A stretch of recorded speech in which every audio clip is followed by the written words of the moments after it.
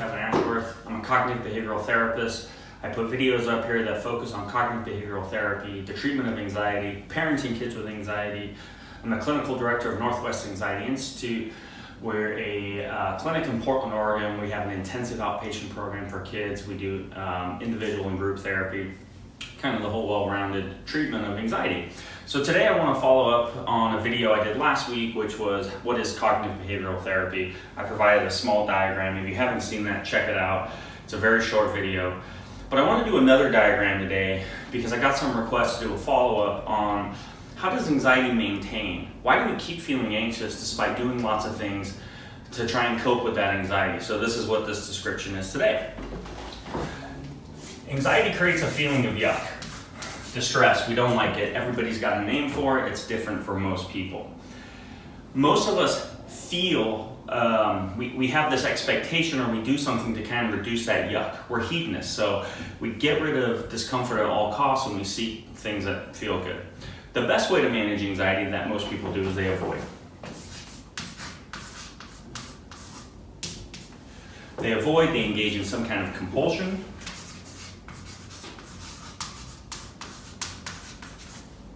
They seek reassurance. So this looks like asking for help, Googling things on the internet, making sure you know that people are there. Obviously, compulsions can be lots of things.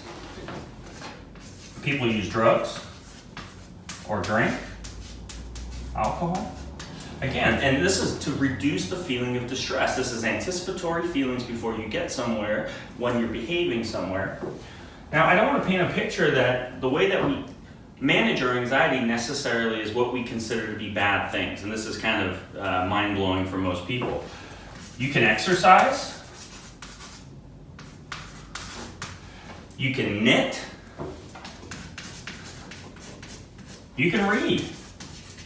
Because of course, one of the major ways that most of us manage is just through distraction. So what I don't want people to focus on is the actual behavior that one is doing. It's less about the behavior and the relationship with your anxiety. Of course, jogging we know is a healthy thing. We know that jogging is helpful for anxiety. There is a difference though between jogging regularly, let's say Monday, Wednesday, Friday, or jogging only in response to feeling distress. If one goes out and runs 10 miles every time they have a panic attack or every time they have this anticipatory distress, you're creating a relationship that essentially says you can't tolerate this. So for most people, they do some sort of this, and we can call these things coping skills. Not traditionally what people think about coping, because it's not, some are obviously more adaptive than others. Is it better to jog than it is to drink or use drugs? Sure, but the relationship is the same. So we feel yuck, we do something to manage it, and for most people, when I ask them if this helps them feel better, they usually say yes. And when I challenge them on that a little bit, I say, does it help you feel better or just less bad? And the truth is, most of these things temporarily help us feel less yucky.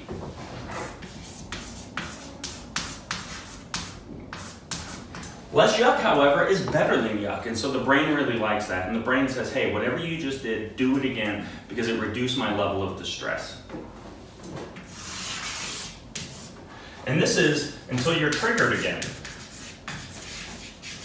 This trigger can be anything. It can be a psychological experience like a memory or an image. It can be an external trigger like an invitation. It can just be a feeling that comes up when your heart skips a beat. So anything can cause a sensation of yuck. Two things happen when you engage in this cycle. One is you start relying on all these things to manage your anxiety, and two, your tolerance for feeling yuck gets less and less and less. So what used to cause a significant amount of anxiety, what you used to be able to tolerate even a little bit, now you can't tolerate it at all. And you get stuck in this cycle. And so you have to Netflix every single time you're in distress, or you have to leave a building or leave Target or leave the store or seek reassurance. And the reassurance starts requiring more reassurance and more reassurance. So what we do in a cognitive behavioral therapy model is we help, in an exposure therapy model, is we help people feel yuck on purpose. So we ask them to do things that elicit the feeling of distress. It's very systematic. The difference is is when they feel this yuck, we ask them not to do their coping skills or their traditional coping skills. We say, hold off on that a little bit. And what we know because of our sympathetic and parasympathetic nervous system, that if you're feeling yuck and you're not doing this, your body has to relax. That parasympathetic nervous system kicks in. Now remember, we're talking about things that are the perception of threat. They're not actually dangerous, so it's safe to put people in situations that feel scary but aren't. Over time, your body will go from yuck to less yuck, and of course this is a much more efficient way for your brain to manage that distress. So the brain likes this. Our goal is to help you feel better.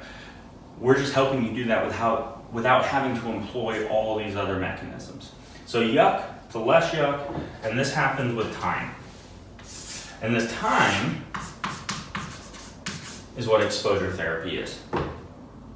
That'll be my next video. So this is actually the process of negative reinforcement, is how anxiety disorders are maintained over time. You're removing a distress, which is the negative part, which is reinforcing the likelihood that you're going to engage in this behavior again.